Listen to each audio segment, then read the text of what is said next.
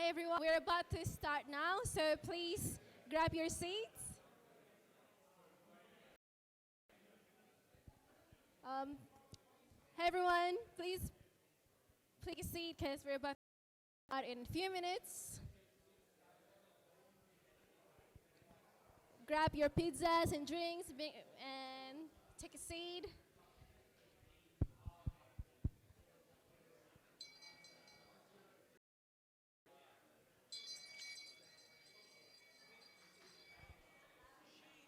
Shame. Shame. Shame. Shame. Shame. Shame. Shame. Shame.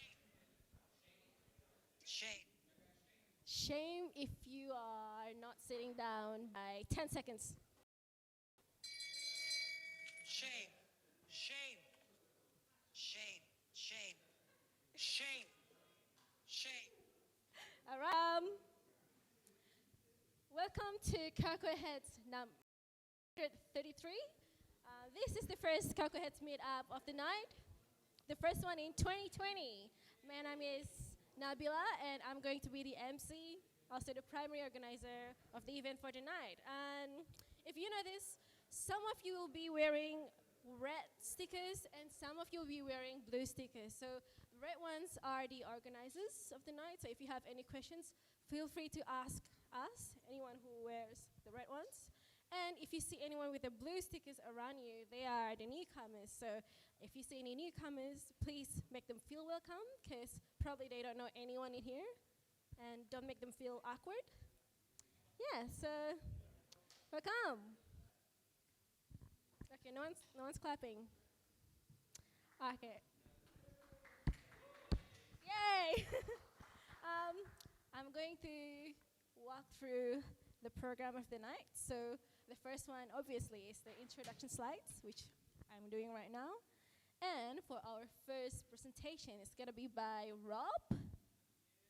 Yay. And the second one is going to be a lightning talk by Claire. Yay. And then after our second talk, we will have a short break, 10 minutes. And use this chance to go for a toilet break or grab some more snacks and drinks. And after that, we'll have our last talk of the night by Matt. Then we will be doing giveaway announcements. So some of you who receive, the raffle tickets. And if you stay here by the night, you'll get a chance to win the giveaway. And after that, we can have a discussion and start wrapping up. Then, after everything finished, we will go to the Beck Street Green for our after night drink. So for tonight, the train leader will be Hugh. And Hugh, can you please stand up? And if everyone wants to go to the pub later tonight, just follow Hugh.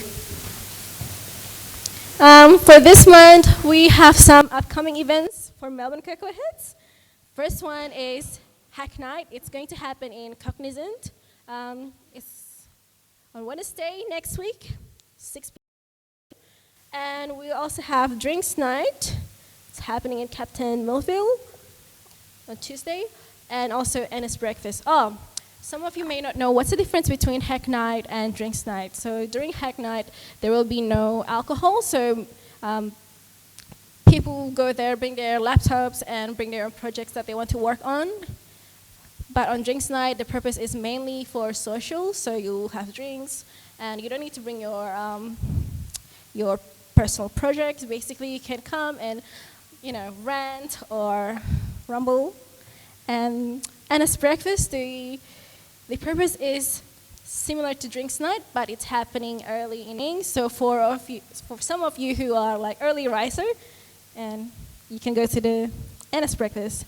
And for next month, we have Cocoaheads Meetup for March, happening on Thursday, 12th of March, and it's happening in this same venue as well, same time.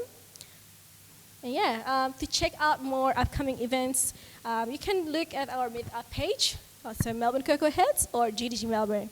The thing with the Hack Night is we actually running it combined with Google Developers Group. So yeah, Hack Night and also Christmas Party are some of the events we actually run the program together. So sometimes our events appear in GDG Melbourne Meetup page as well. Okay, for some of you who may come here for the first time, I'm going to through some housekeeping stuff. First one is toilet. So if you need to use the restroom, you just go up from this hall and towards the entrance that you used before, and you'll see a sign, and you turn right. In case of emergency, we are going to be using the same entrance that we used to come here. You photograph, and this event is actually being live streamed to our channel, and if you're not happy with that, please let us know. Yeah, has anyone shipped anything in the past 2 months? Oh, I'll give you the microphone. Yeah, I made a game for watch because now you can make games for watch only. Terrible because you can market it, because when you market it, it shows up on the App Store, which is not the Watch Store. But yeah, I made it. What's the name of the Huxtable, Huxtable. I've just did the iPhone and Android game for review today. Well, sorry, iPhone game for review today. It's waiting for review. Well, I hope your game can be approved soon, so you can get people to download it. Anyone else? Or maybe I should change the question. What is your New Year's resolution? Because I'm pretty sure not many people are doing any personal project during the holiday period, and this is the beginning of the year. So, has anyone set up any goals for 2020? I guess it's related to the question before. My New Year's resolution is to ship my app, so. All right, thank you, Vignesh. Oh. Okay, can you please pass it? Yes. My New Year's resolution is to learn to play the banjo. I bought a banjo, then as I was tuning the strings, realised it didn't have a bridge, so I'm going to have to sort that out. But I got a banjo now. Well, at least that's something. Anyone else? Nobody? Okay, moving on. Is anyone hiring or looking for work? No? Oh, it's been quite, I guess. But if you know anyone who's hiring or if your company is hiring, don't forget to post your job ad into Jobs Cocoaheads channel so anyone can see and apply. Yeah, we want to build a community that is open and welcoming for everyone. So we want it to be very inclusive as well for anyone with a different background. If you see anyone in a very uncomfortable situation or getting harassed, please let us know so you can let the organizers of the night know, or you can send an email and send an anonymous form as well. To see details of our code of conduct, you can always go check it on Melbourne Cocoaheads Code of Conduct. Now, questions. I know that commonly in many meetups, every presentation, every talks, we have a Q&A sessions. We used to do that, but we are not anymore. So there will be no Q&A sessions after each presentation. And if you do have some questions, that's going to be happening after the end of the night, which is offline during the break. And we want to make it easier for the speaker. We don't want to put any extra pressure for the speakers to answer hard questions on the spot. Also, it can make the evening flow better, because sometimes when we have presentations, it can last for about 10-15 minutes and disrupt our night schedule. And yeah, name tags, I'm pretty sure everyone knows that red is for organizers and blue is for newcomers. Melbourne Cocoaheads is always on the look for volunteers. So some of the roles that you can do as a volunteer is help us with the Meetup page, update our website, be an MC, just like what I'm doing right now, or be a mentor as well, and set up the room for tonight. But the roles are not restricted. There are many other opportunities as well. And if you're interested, please go to Melbourne Cocoaheads Volunteers channel and let us know if you want to help out. And if you want to submit the presentations, you can also join our speakers channel. Other than that, you can also submit your talks, proposals to our official website, so melbournecocoaheads.com/talks. Yeah, are welcome. We really want to encourage students or anyone who just graduated or someone who's new to the industry to come to our community. And we want to encourage them to do presentations as well. Every month we reserve a slot for juniors, and we provide a mentorship by our volunteers. So how does the mentorship work? It's basically for someone who's never done any public speaking for the first time. We can help you with that. Right. Without our sponsors, we won't be having this meetup for the night. So I would like to thank our gold sponsor, Innovative Apps.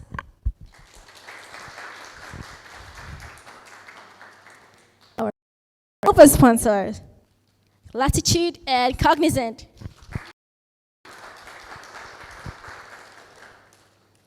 And our venue sponsor, YBF Ventures. Actually, we still have some spots for sponsors, so if your company is interested to be Melbourne Head sponsors, you can contact Mike Monahan. So he's the person who is handling sponsorship for Melbourne Cocoaheads, or otherwise just reach out to me how to. Right, we're going to begin to our first presentation by Rob. So Rob has been working in the IT industry for too long, and he's done plenty of jobs in the industry, except for database admin and storage admin. His favorite jobs are iOS developer and also AWS solution architect. I have a detailed his talk for tonight. Bear with me. So. It's going to be talking about sharing Swift across your back-end, front-end, and pipeline. With the advent of Swift on server, it's now possible to share your code across your entire stack. So Rob will run through 2 practical examples, and he's going to post that examples on GitHub. So please welcome Rob.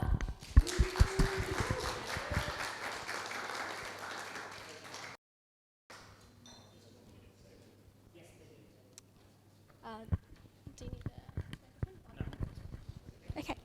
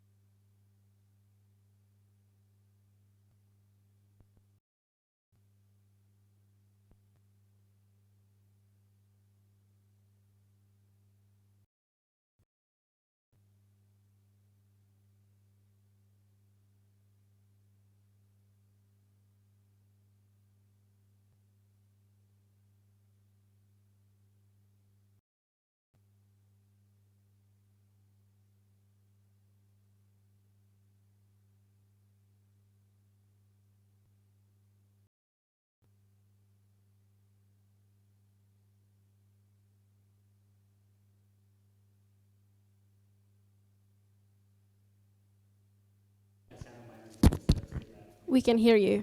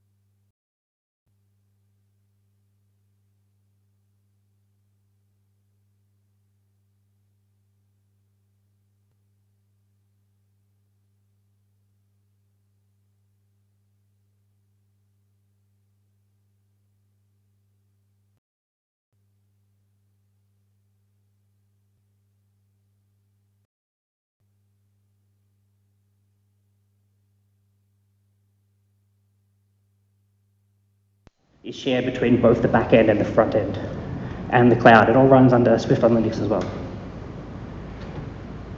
So what does that actually mean though? So just a very quick look.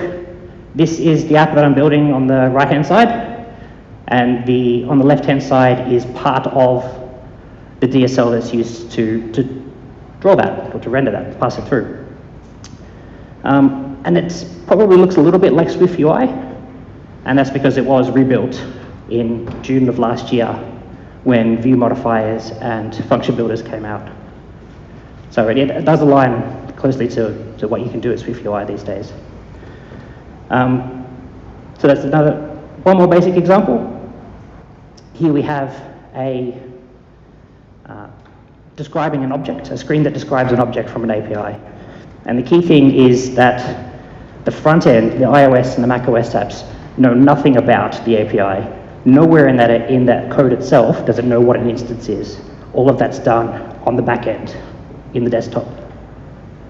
So you can see we have a key path for titles, and we have a key path for the path itself, is actually the where on the API object to find this sort of thing.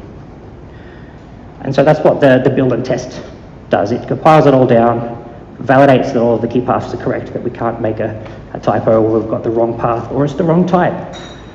And then it packages it up and ships it down to the iOS app on the right-hand side.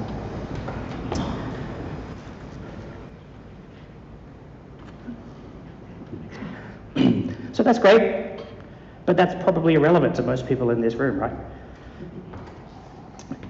So I actually volunteered to give this presentation in November of last year, and up until Tuesday night, I still had no idea how this was going to go or what I was going to present. So what you're about to see was an idea that came to me 2 nights ago that was thrown together in about 6 hours. So it's not really a polished final product. It's an example of an idea. And if you guys find this, I think it's actually really simple and powerful an idea. And if you find it useful, the source is on GitHub. You're welcome to take it and run with it.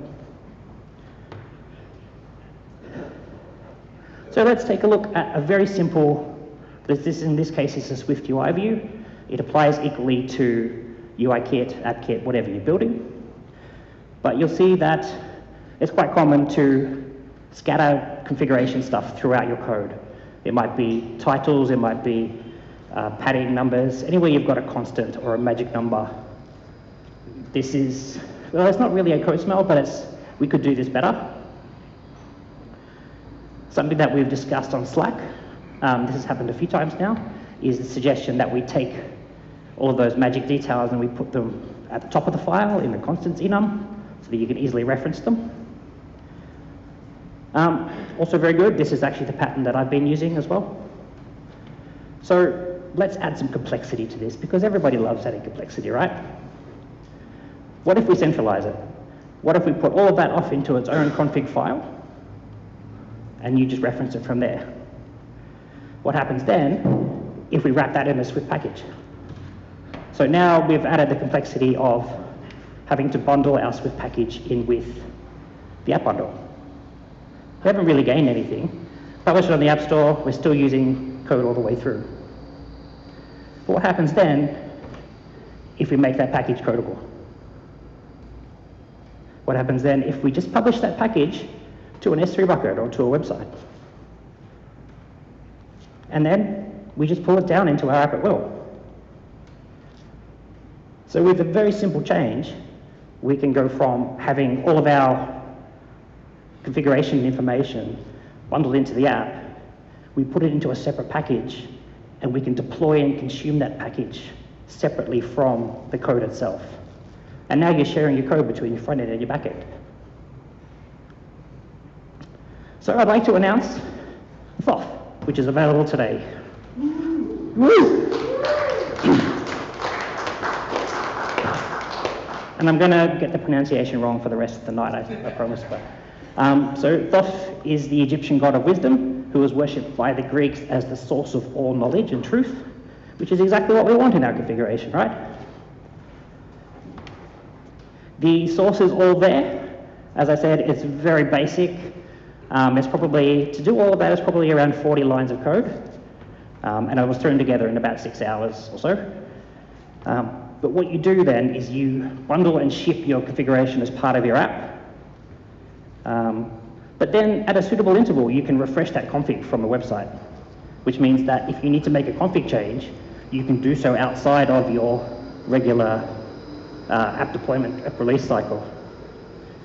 We also cache the encoded version to disk, so we don't have to keep looking it up all the time. And because it's codable structures only, you can't ship code that way. You can only ship JSON that way, which means we don't run afoul of any App Store review guidelines as well.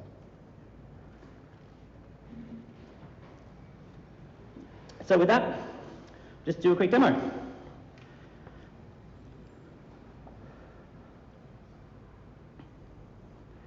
I need to switch to mirroring.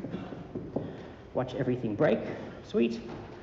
So this is I think it's called Design Code. It's a SwiftUI demo app that I found on a example SwiftUI website.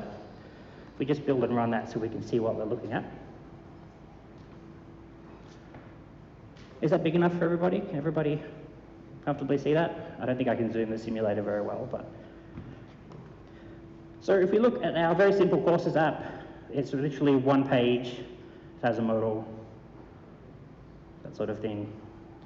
And it also has just a little menu on the side there, nothing particularly fancy. But if you remember this bit at the top here, the courses. So what I can do, and it will get bigger when I add the editor, I promise, is we can take our FOF package off the disk, drag and drop it into our project. Done. We have our configuration is all inside. We then need to go up to the target, add the framework as a dependency, or add the package as a dependency. That's it there. Cool. Let's just build, make sure I haven't forgotten anything. Great, so if we look, now I think remembering it's in the home list. Oh, thanks SwiftUI, get out of the way. So this is our config information that we had before. We have a very simple header with courses text and a subtitle. This looks a pretty good candidate for centralizing that. So in FOF, and I apologize because I don't have Zoom turned on for this, we can look at the config. So we have a simple config file.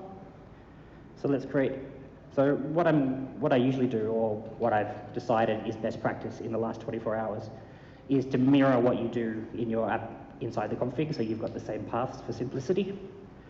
So let's create a home list.swift, and let's hope that, nope, I did not start snippety, that's my fault. There we go. And it does that thing where it doesn't reserve spaces. Cool, so we have a home list configuration item that's codable that has that information that we're looking for. We just pop this into, we need to expose this so that the config option here is what's exposed into the app itself and what's encoded.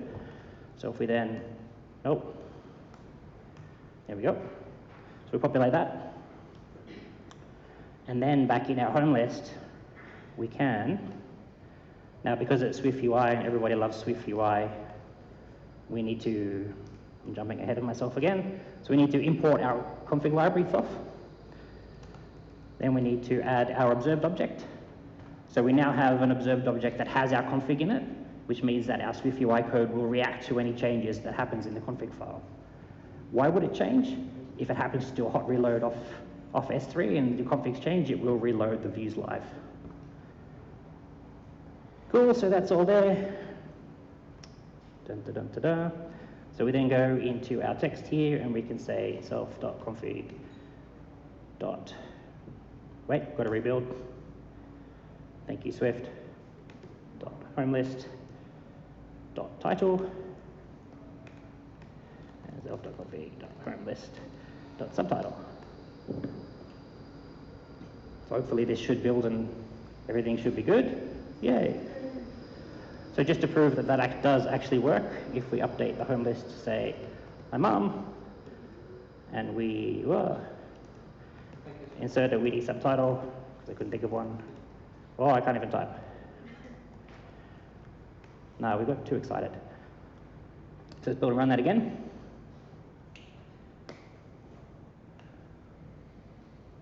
Great, so we know it's hooked up.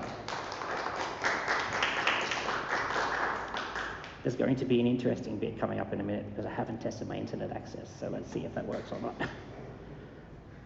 not. Great, so that's a pretty simple example.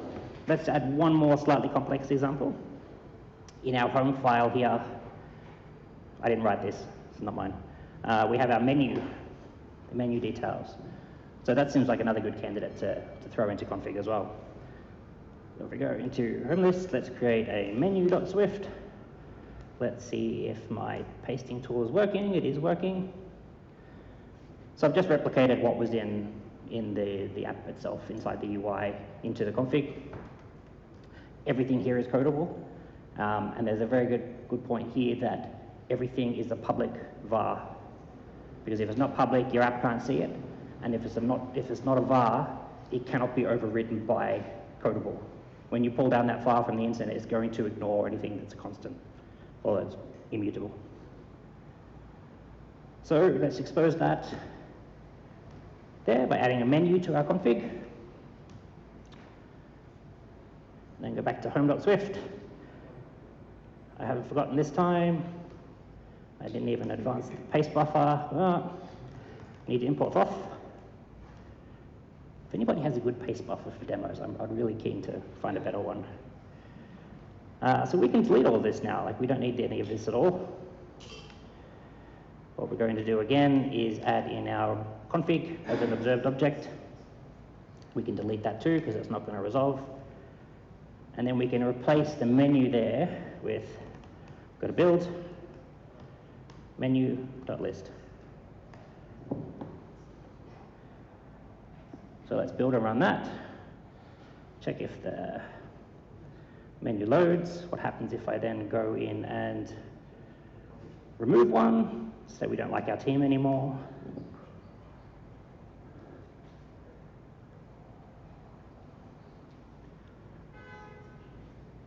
Great, so that's gone. So we're hooked up. So let's put that back, because the next step of this is only half of the problem. We want to be able to send it up and pull it down live, right? So to do that, there's my terminal. So there's a very simple make file. We need to zoom that. So it's just a really simple make file that just has a few commands. Build, which will export just runs the JSON encoder over that config object, dumps it in an export directory. We have clean, we have test. Now testing is important, of course. We have Linux test, which I'll talk about in a minute. And then at the bottom, we have a deploy, which will take the contents of the export directory and throw it up to S3. What was next I was supposed to do? All right, we're just going to do testing quickly. So here's a test that I prepared earlier, and it's very horrible, but ignore that. So just a very quick test to say that the menu that we just added can never be empty, so we can't accidentally ship that down to the client with an empty menu. I think that's good, yep. So if we go back to our terminal, is that big enough? Bigger terminal? Let's just run make test, and this is going to fail. Yep. Clean that.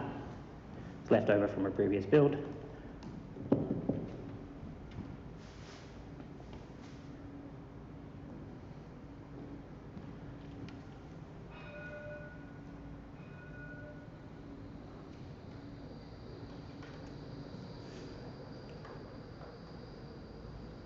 Great, yay, test passed.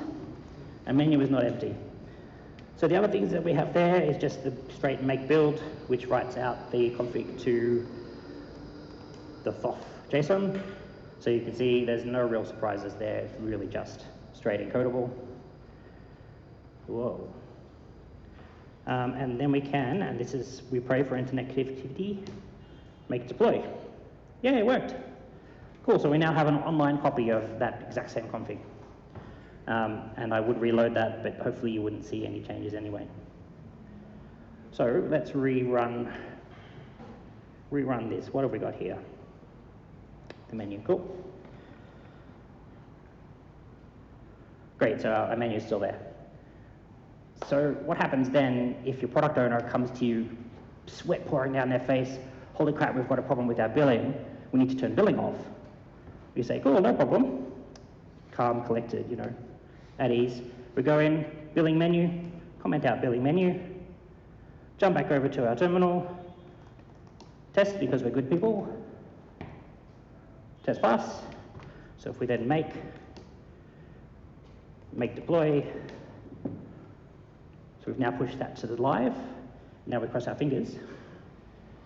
Oop, there's my simulator. Let's just close the menu, reopen the menu, and it's gone, without having to ship a new app to the App Store.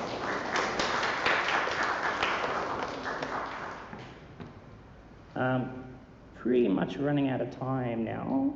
So, there is one last bit to this as well, which I won't go into details on, but is in the repo you can have a look at.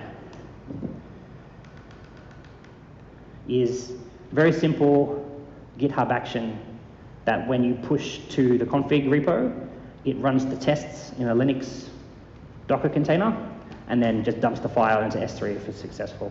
And I won't demo that because it takes 5 minutes or so. But it is there if you want to have a look as well. Pretty sure that's everything I've got.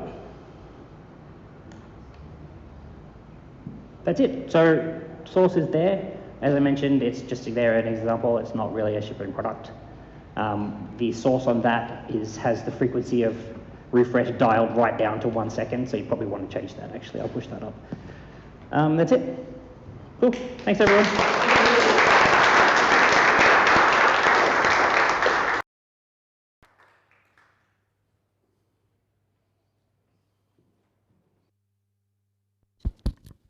All right, thank you so much, Rob. And now we are going to our second presentation, which is a lightning talk by Claire. Claire will be talking about Swift property wrappers. So she will introduce you about what is Swift property wrappers and also applications. So please welcome Claire.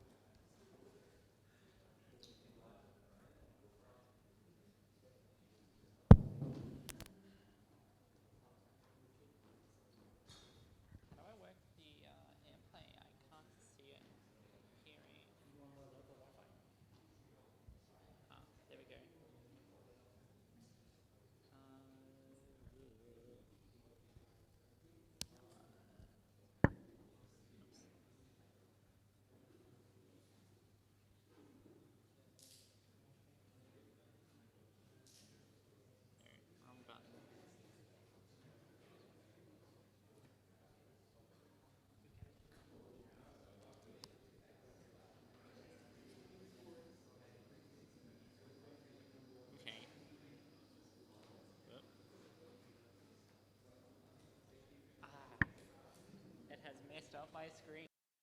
Thank you. You get down there.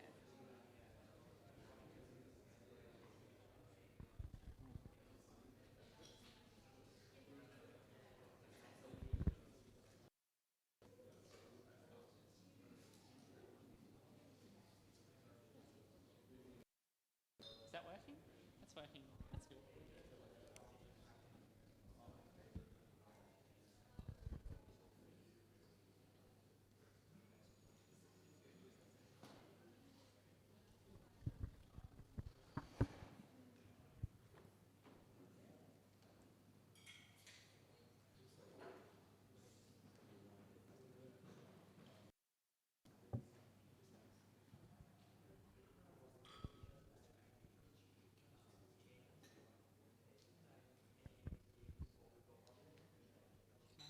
Start now.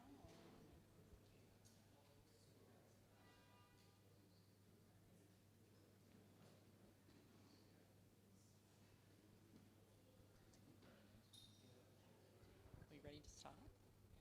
Oh, cool. Yep, that's working. Cool. Okay, so my name's Claire, and today I'm going to talk a little bit about property wrappers that were introduced in Swift 5.1. So first I'd start off just like, what are they? Well, property wrappers are this that allow us to encapsulate behavior around how a particular property being wrapped is accessed and stored. And this lets you add extra behavior, for example, like transformations or side effects to the read-write process of a property.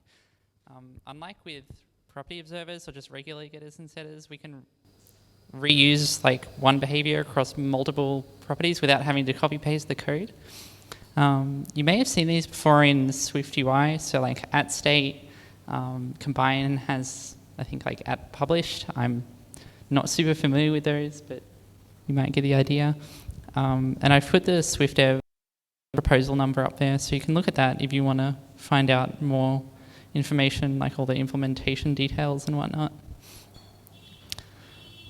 So I'm just going to walk through an implementation of a simple property wrapper as a way of demonstrating the sort of functionality that they offer. The wrapper that I'm going to build is just going to capitalize the string value of the property that it's wrapping, so the property is going to be in a string, of course. So when you're declaring your property wrapper type, the first thing you're going to do is apply the @property-wrapper attribute to your type. So this is a new thing. Property wrappers can be either structs or classes, and whichever you choose, the sort of usual rules apply here. So do you want a reference type? Do you want value, semantics, whatever? And each property wrapper type has to declare a wrapped value property. And this provides the getters and setters for the property that you're actually wrapping. This might sound a bit confusing, but I'll show an example later on and it'll be a bit clearer then. You can also add an init wrapped value initializer so that the property can be initialized with a default value. So this is like when you say like your var foo or whatever equals your default value, that allows for that sort of functionality there. You can also specify an auto closure here instead, and that's useful for implementing behaviors like lazy initialization and things like that. So basically your actual assignment gets turned into a closure that you can evaluate later. However, as of Swift 5.2, this is not how it works. It gets evaluated immediately, which makes this whole thing not very useful at all. And you can actually copy paste the lazy property, the sort of like lazy initialization example they have in the Swift dev proposal, and it doesn't really work as you'd expect. It basically just works like a normal property. There's been a PR open to fix this behavior, but it hasn't been merged yet, so maybe we'll see it in like 5.3 or 6.0 or whatever's next. So now that we've gone and implemented the minimum required for our property, just the wrapped value and the initializer, we can try to use it in our code. So in order to do this, we simply just prefix the property declaration with an @ followed by the name of our property wrapper, which is in this case uppercase. It's just much like using any other attribute, like @obgc or something like that. And so here we can see that although we set the value to test in title case in the initializer, the value returned when accessing the title property is test in uppercase. And this is because the access to the title here is just passing through the wrapper's wrapped value property.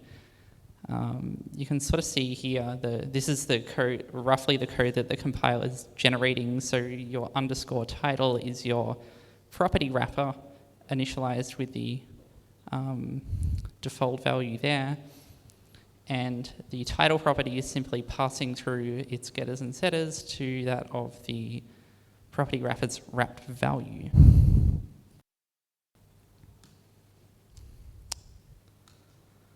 So you can also add additional parameters to the wrapper type's initializer. Using the extra parameters looks like the following that I have up on the screen there. Notice specify all of the initializer parameters in the declaration, including the wrapped value.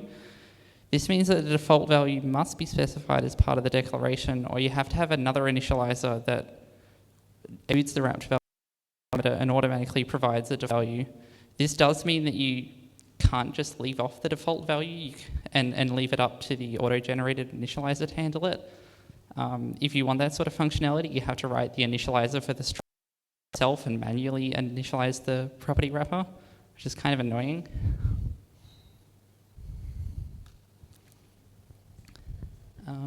Property wrappers can also expose additional functionality via a so-called projected value, and you can access this by prefixing the variable name with a $. So you declare the projected value wrapper type by adding the projected value property. What the projected value does is entirely up to you. There's no sort of like fixed behavior around that. Here I've just used it to expose the underlying unmodified version of the string, so our backing var value rather than the wrapped value, which is returning the uppercase version of it.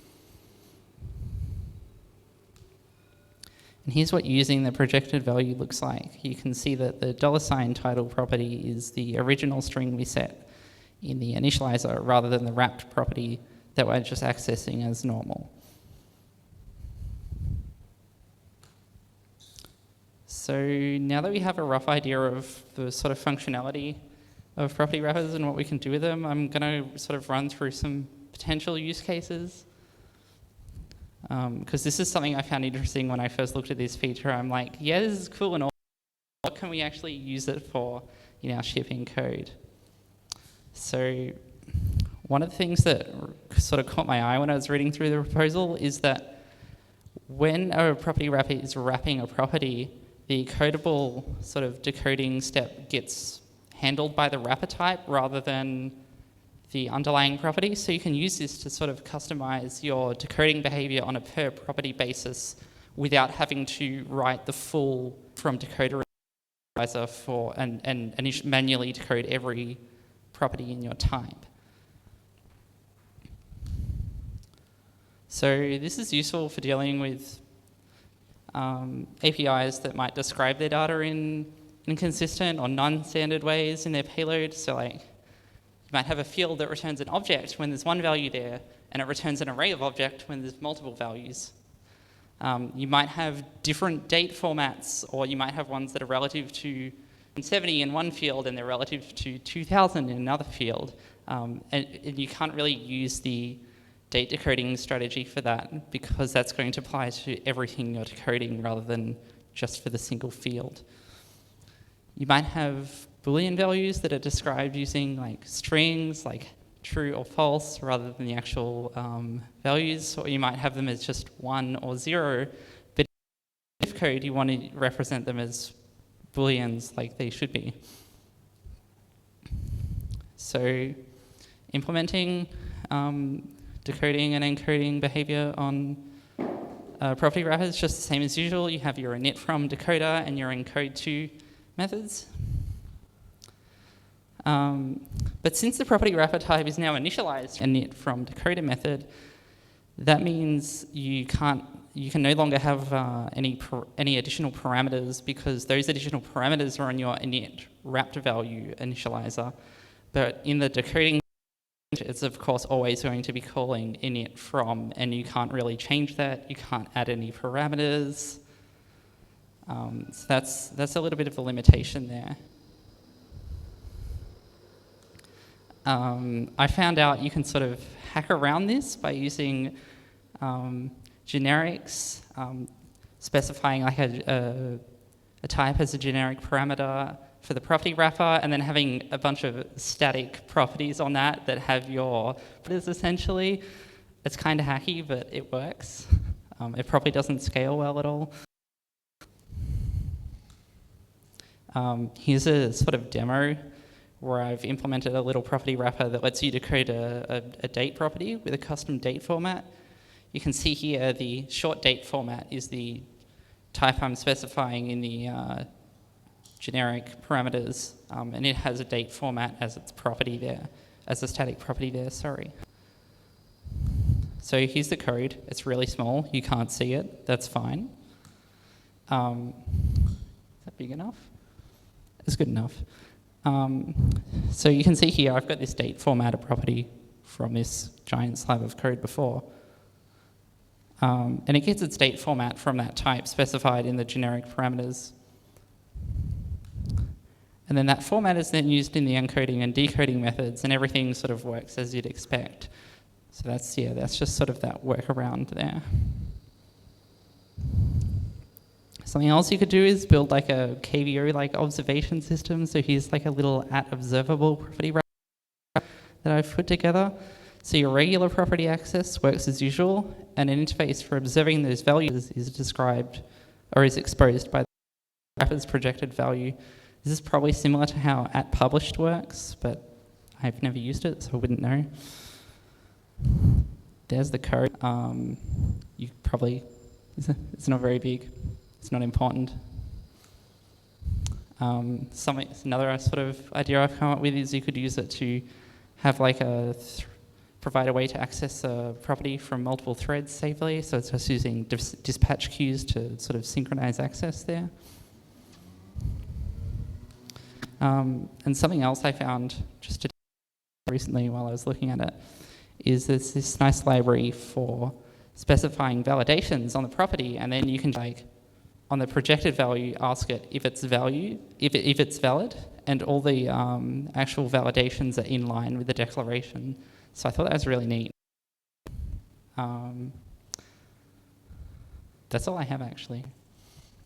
Yeah.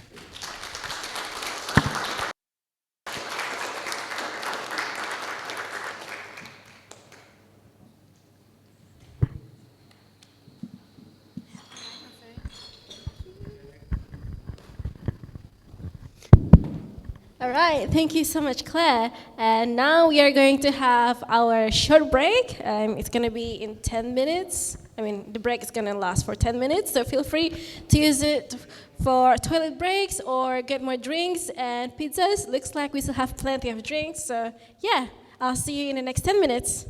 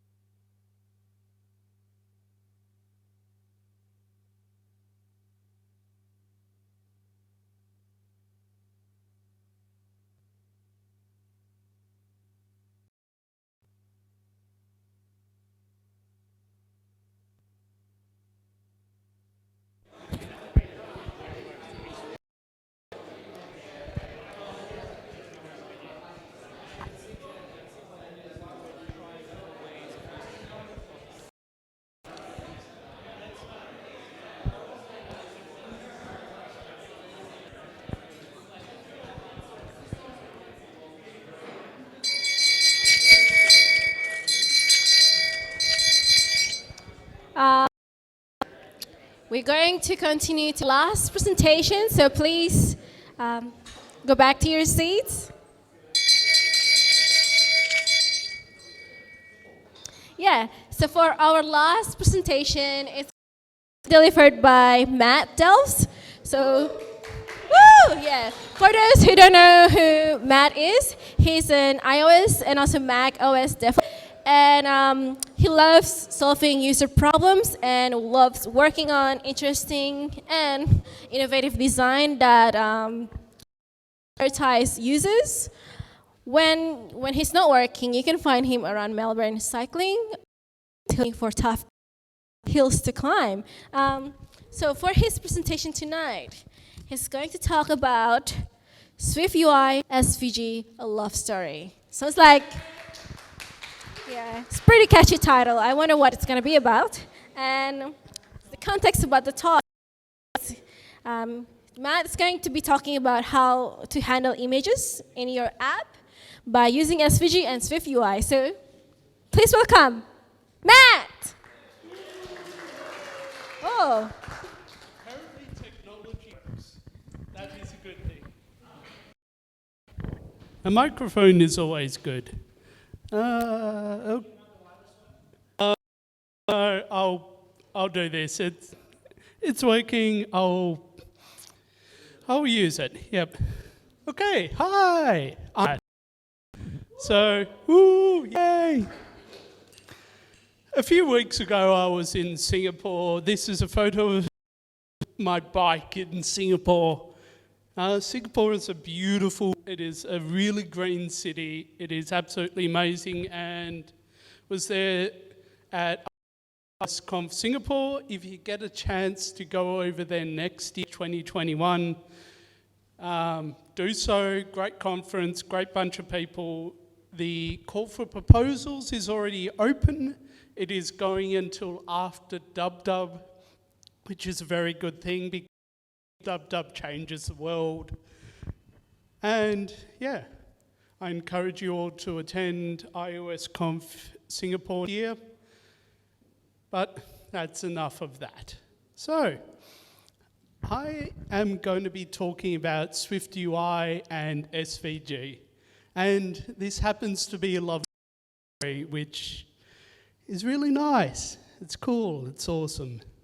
So, let's have what this story is. So, we are going to talk a little bit about who the parents of the couple are, because parents matter.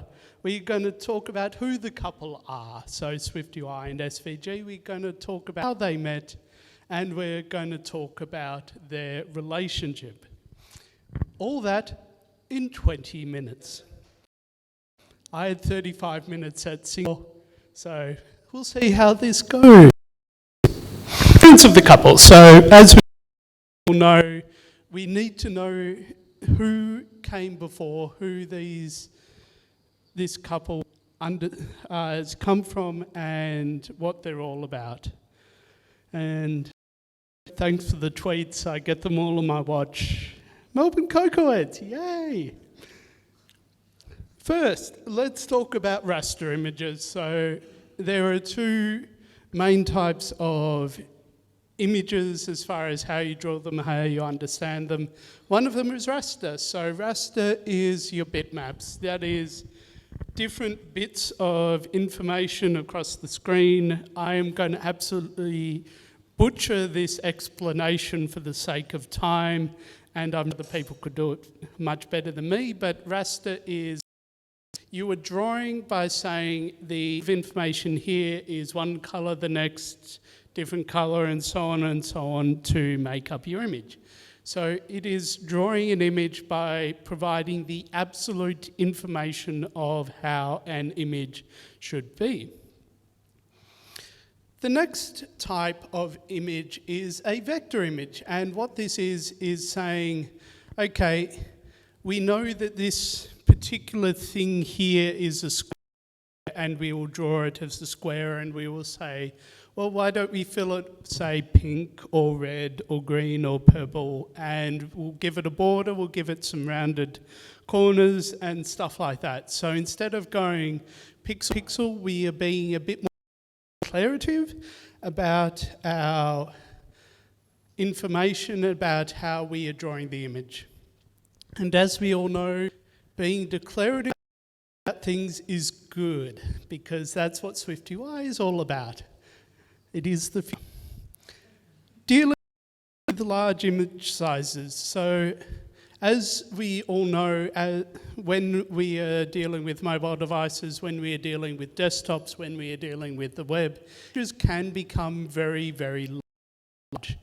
Now, most people, when they take a photo on a phone, it's going to be about 12 megapixels or around about that. If it's on a DSLR, it can be a lot larger. So we are dealing with situations in mobile app development and desktop app development and even website development where we had to go, hey, here's this ridiculously large image, let's present it on the screen. So this is one of the issues we are having to deal with. Another situation we are having to deal with is different screen sizes. So for a long time, iOS was only a single screen size. And then it went to a larger screen size with the iPhone 4 and Retina. And then after that, when the iPhone 6 came out, we had the 6 and the 6 Plus. And then when the iPhone 10 came out, we had even more sizes. 10s Plus brought even more sizes, and I'd hate to say it, but we're just going to keep growing and growing and growing. We're not Android, which has dealt with this thing for a long time and already has SVG. We are now, as a community, really starting to grapple with all of this. So we need a way to deal with all of these different image sizes. If we're dealing with raster image, then we are going to have to stretch and manipulate and try and distort or compress images. Whereas if we're dealing with a vector image, we just go, hey thing, scale yourself. Cool, okay. The thing we're going to talk about is who the couple are. So the couple is SwiftUI, and we are going to talk about SVG as well. So SwiftUI is the new boy on the block. As I said, this is a love story, so new kid coming onto the scene is trying to understand where does he sit, where does he fit in this whole situation. So the thing about SwiftUI is he's all declarative. That is, he's not being the one going, hey, I'll do this thing, this thing, this thing, this thing, this thing, and eventually myself will change. More going, okay, this thing has happened, I'll become a new person as a result and keep going on like that. So that's pretty cool. The other thing is SwiftUI is all about immutability. That is, if you try and change who SwiftUI is, you won't actually get a modified or updated version. You will in fact get a new version. So what you're dealing with is a new instance of SwiftUI. That's pretty cool. Now we get to the boy we have always known, and that is SVG. So SVG has been around for a very long time. Anyone that has done web development for pretty much since the 80s has likely come across SVG, because that's around the 2000 is the time that SVG was defined and brought into an actual standard. So it went through the W3G, which is the World Wide Web Consortium. It went through the working groups, got ratified, stuff like that. So around that time is when SVG was defined and has been around for a long time. Now, SVG is all about vector graphics. That is, it's not about going, hey, first pixel you're red, next pixel you're green, blue, whatever. It is all about defining an image by going, hey, here's a square, a circle, a path, an ellipse, a rectangle, a group of things being transformed. This is how vector graphics are defined. Now, everyone these days is always going, hey, let's define things in JSON. SVG is XML. Now, XML it has a bad reputation in, you know where I'm going with this. XML has a bad reputation in software development circles because it is not hip, it is not cool, it can sometimes be slow to pass. But the thing about XML is it has types, it has definitions, it has everything we really, really love as developers who use Swift and who love functional programming. We actually like the fact that things are defined, things can only be particular type or something like that. So being XML is good. Long live XML. XML much better than JSON. I said it. It's all good. Okay.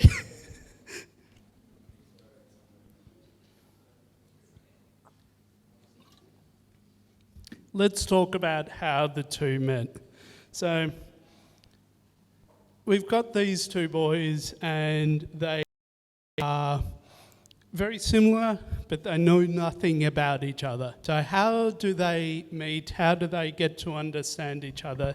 And the main thing that draws them together is a passion for understanding. So they each want to know more about them. They each want to know who the other is and what they're all on about.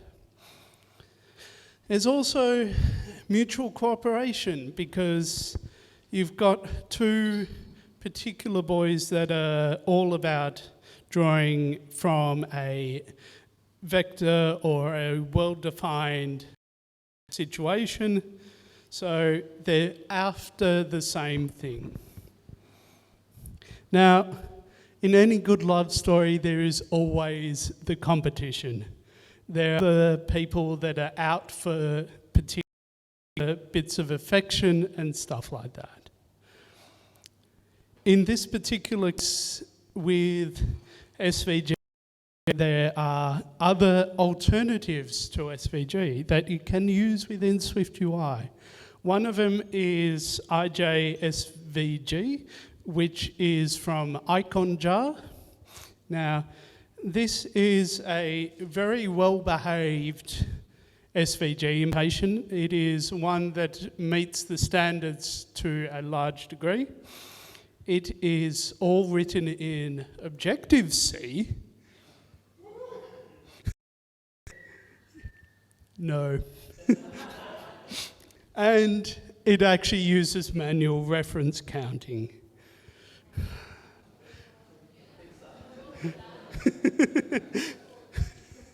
You're cool with manual reference counting, oh.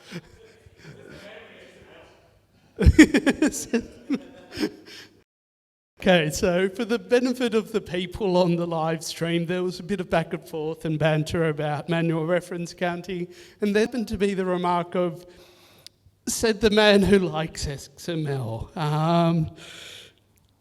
Yeah, point. So IJSVG, it is a mouthful, a tongue twister, but it is actually a really, really good implementation of the SVG standard. And if you're doing an app kit, now this is an app kit library, as in is targeting Mac OS, not iOS. If that is what you're after, it is suitable. It does everything on the background, it does exporting and a whole heap of stuff, so it's good. Another option is, why not just use PDFs? Like, everyone knows PDFs, you can export to PDF. UI image supports PDF, so why not use it? Yeah, no, it's slow. And the other option is, well, if the web is what's supporting and driving this, why not just do it in a web page and use WebKit? And then you have this situation where you go, well, I've got a collection view, and this collection view has, say, 10,000 items, and all of these items are like 50 by 50 pixels. So how many instances of WK Web View is that? It's a lot. So again, there are many different solutions to this. These are appropriate in some situations. I don't think they're appropriate in this situation. Okay, fun stuff. Let's talk about their relationship. So talk about how the two understand each other, get to know each other, and are able to present images in a device or in a macOS. So let's first get to know SVG a lot better, the old boy on the block. Let's see what he's all about. Now, as I said before, SVG is all about XML. Everything in XML is a tree structure. So you always hear these bad stories about going, hey, reverse this by tree, or in an interview and everyone complains. This stuff actually has a purpose. It is just very limited and should never be in an interview, because you can always Google it and come up with a better solution. XML uses a lot of attributes.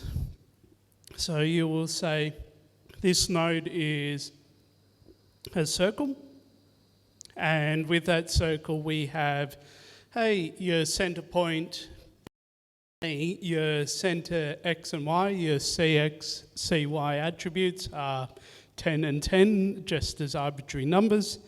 And that's how you sort of start to define things, particularly with your attributes. There's no body content in an SVG file other than other SVG nodes. So like a group, and then within that group you'll have rectangles, lines, paths, stuff like that. But all of the information around those is defined in the attributes, not the body content. That's cool. Path commands. So path commands are this really horrible to pass string of what could appear the arbitrary values, but say, hey, draw a line from one point to another, move to another point, do an elliptical arc, and stuff like that. So that's a basic overview. Let's have a look at what something like that is. Hope you can all see it. Yeah. So what do we have here? We have a rectangle and a couple of ellipses. This is pretty cool. So we have at the outside the SVG element defining its width and its bounds, and have a border being drawn. In that border we have a couple of ellipses. Pretty cool. This is takes draw two ellipses and a rectangle on a screen. It's parsing. So, yeah, sorry, that's horrible. Yeah, what we have here is, as I said before, everything is a node. So when you're parsing a XML element, you can kind of cheat in that you end up creating a node which is in concrete type and then define the attributes in that. And then you define its children, its children, its children, its children, and so on. And this is pretty cool in that all you need to do in order to parse this XML structure is just do so in a recursive fashion, and it all works, and it works pretty well. I am glossing over a lot of information. All of this is up on GitHub, and I'll mention it at the end. As I said, everything is a node. For those who know me, I like clean code. I like code that is contained and well-defined. Unfortunately, at the moment, this particular class definition is over 500 lines. Sorry, but there is a lot going on, and there is a lot to take care of and think through. Okay, moving on. Attributes. The attributes of XML. We've got stuff like defining the width and the height. We've got defining the origin point. So the origin point is typically the top left corner, and we can define that like as 1x, y1, hence that. We can also have particular elements like ellipse and circle, which define their reference from a center point. So in that case, you have cx, cy. If you're defining a circle, it has a single radius point. Defining an ellipse, you have 2 radius points, and so on like that. The XML standard is fairly involved, and yeah, I recommend people looking at it, trying to understand it, because it gives a good idea of how it is things are drawn on your device. Path commands. Now, path commands are where things get really, really, really interesting. So you've got a whole heap of different commands that are defined by single character values. These are up here. So we've got stuff like M and M, L and L, H and H. So you'll always find that a character has an uppercase and a lowercase variant. The uppercase variant is always these points and values are absolute, whereas the lowercase is these are relative to the last coordinate.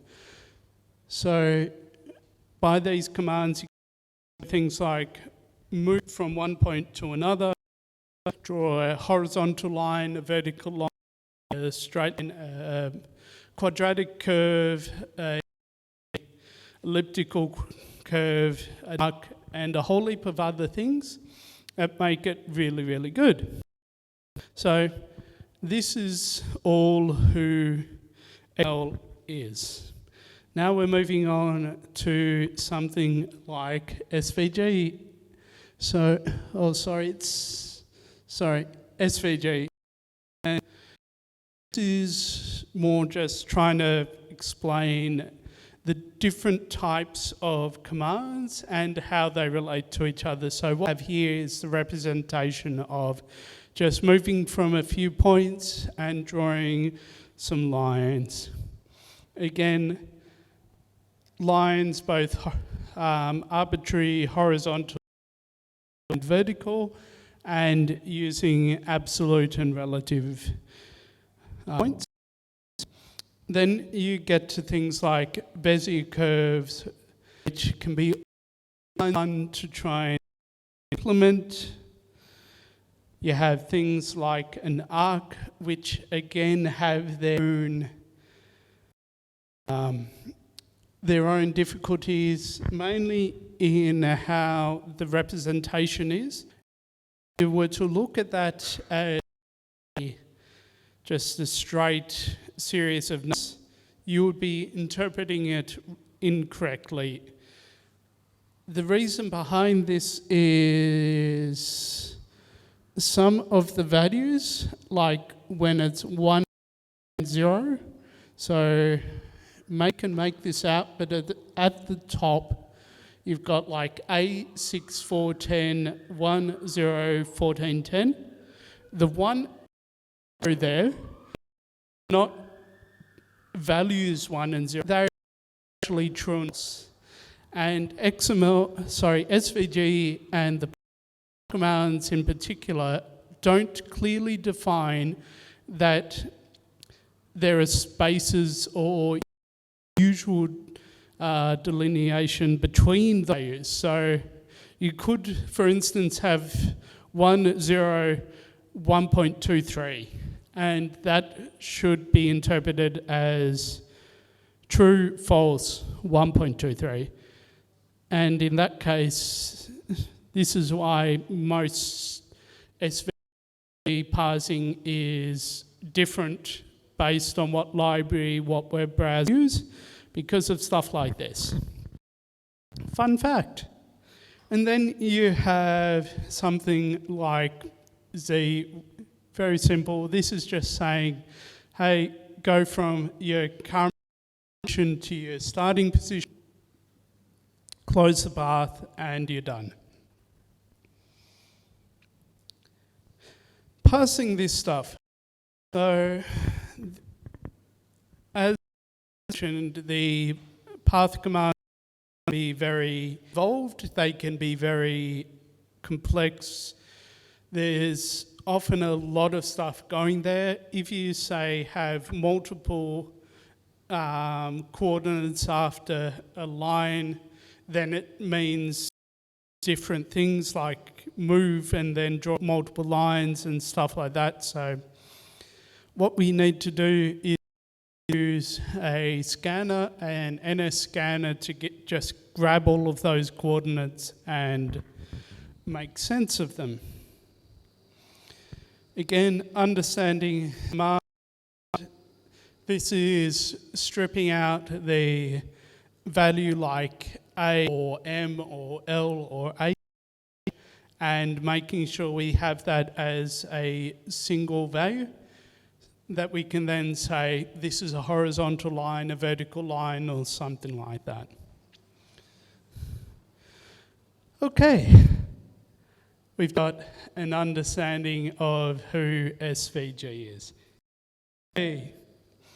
Now let's try and understand who SwiftUI is and look at the relationship between SwiftUI and how SwiftUI helps us understand SVG. Now with SwiftUI, we again have a series of very basic building blocks that allow us to do our drawing. Start rectangle, circle, ellipse, shape.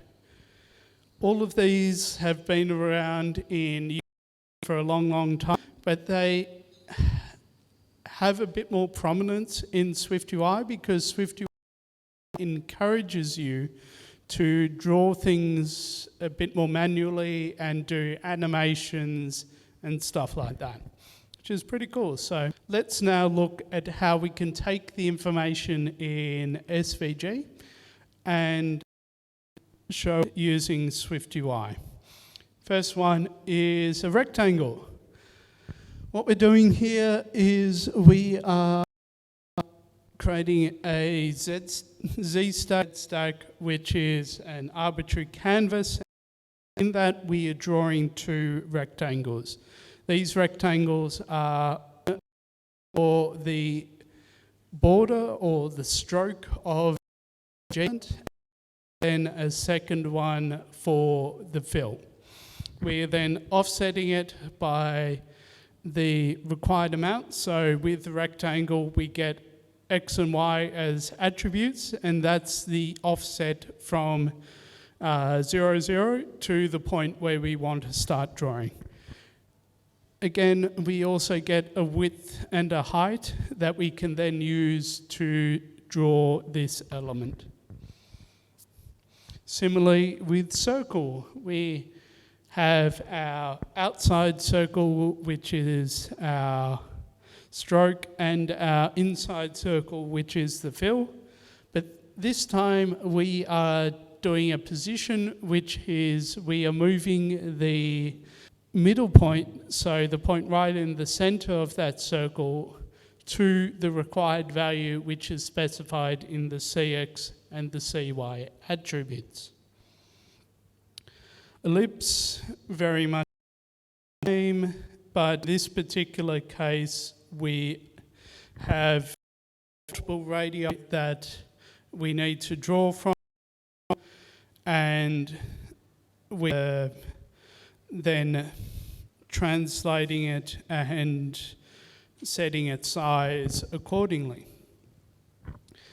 Shape is where it starts to get a bit more interesting, in that a shape is very much a Bezier path from UIKit and from AppKit, and is what is allowing us to do a lot more of the complex details in an SVG graphic. So when we a series of path commands, what we are doing, we are translating it from the XML into a Bezier path. Again, this is more of how that works. Now, when we are drawing an SVG as a whole, we then have sort of our final transformation and sizing and scaling and stuff like that.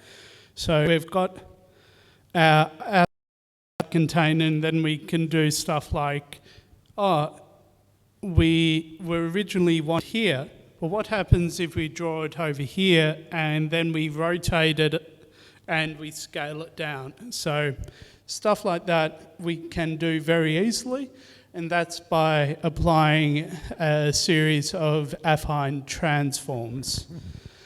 By using a drawing group, what we are doing there is we are saying, hey, don't do this on the main thread, do it on a background thread instead. Now, all of this happens with SVG because it's a tree-based structure. We need to handle things recursively. So when we call draw, we are recursively calling a function that looks very similar like to this. And we're going, okay, give us a bit of a canvas and then start drawing elements in here. What might not be completely obvious for us is we have all of these sort of rect 4, circle 4, ellipse 4 and all that are returning optionals. So if our particular element doesn't match, we just draw nothing until we draw something. It all works pretty cool, and we then sort of apply the transforms and stuff like that. Cool, okay.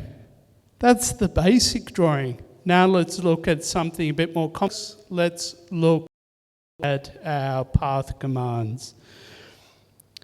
Again, all this is recursion. So with an element, you have a single path attribute, and that path attribute has a series of commands that you need to recursively wander through. If we're wanting to do something like move, what we are doing is we're just going, hey, get the coordinates, make a point, and then move to that point. Again, with the line, we have the absolute and the relative versions of it, and we are saying, hey, you're drawing a line and stuff like that. If it's the relative one, we want to grab the current point which is an optional. That's pretty cool. Horizontal lines, vertical lines, much of the same. We're just using line 2 in that regard. This is where things get a bit interesting in that we have a whole lot of stuff around drawing Bezier curves, cubic curves, arcs and stuff like that. And this requires putting in goal points and a few other interesting things. Cool, okay. That is who SwiftUI is and how he is trying to get us to understand SVG. Now, that's all good, but as I said, this is a love story. So, as with any good love story, they have a plan to elope, and their plan has resulted in it all being available on GitHub. You can check out this code and understand a bit more about it as well. All love stories have multiple people involved. I want to make sure that stuff like Mozilla, the W3C, and Apple get the thanks they do. Also, all of you, you're awesome. Thanks for listening to the talk. And that is all I have.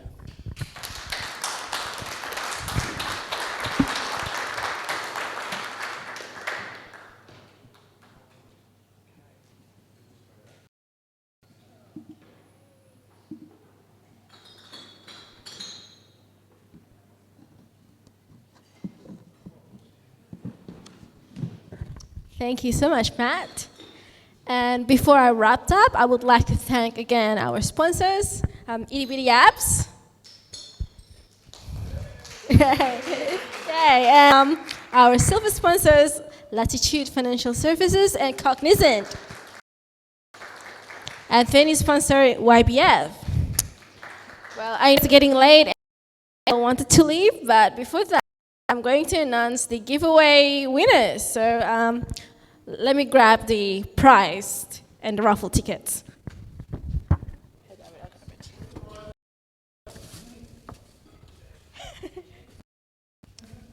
Well, since this is our first meetup of the decade, they've been very generous.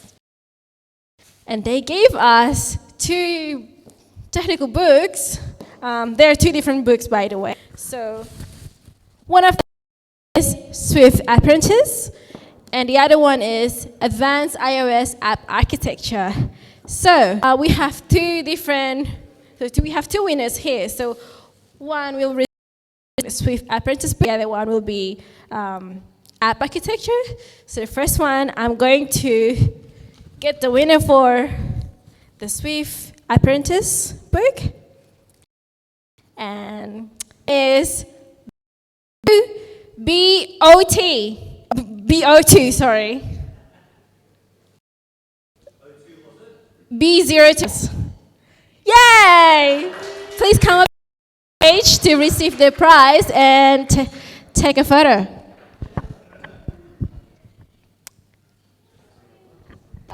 Congratulations. Thank you. So yeah, here's a photo and smile. Oh yeah, no worries. Yeah, go for it. Yeah. Never Smile. won anything. Oh, just yeah. Jeez, Thank you. Now, and I'm going to China for iOS App Architecture book from Ray Wenderlich. So I wonder who's going to be the lucky winner is. Orange B13. Oh, congrats! Congratulations. Hang. Let's take a photo. Yay. Yeah. That's that's basically the end of our night. I've announced the winners for the giveaways, and thank you so much for coming. Thank you for volunteers who spend their time to help out. And thank to all of you who already came here and make the community alive. Before you forgot, we still have upcomings.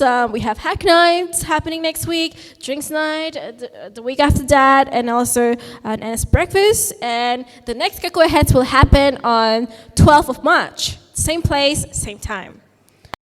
And see any rubbish around you, please take it away and remove it to rubbish. And if you're still interested to go to the pub, please follow Hugh as our drinks train leader. Yay, thank you. Hopefully I can see you again next month. See ya.